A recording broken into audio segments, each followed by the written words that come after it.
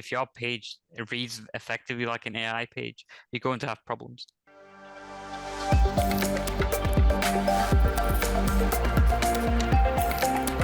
SEOscience.com. What else has this spam update be like? What have you noticed so far? Like, I mean, has there any sites been hit that have not really had a lot of AI content on there?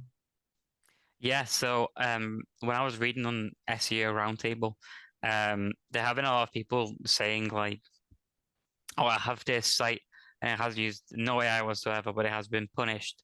So it must be like trying to read my content as if it was AI or something like that. Yeah.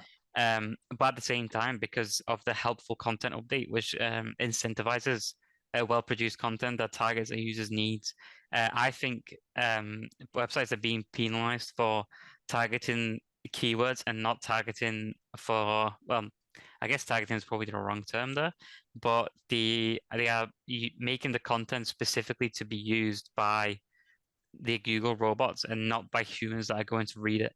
Yeah. Which is a problem, because if you are doing that, then yeah, I mean, you might rank and stuff like that, but if your page reads effectively like an AI page, you're going to have problems.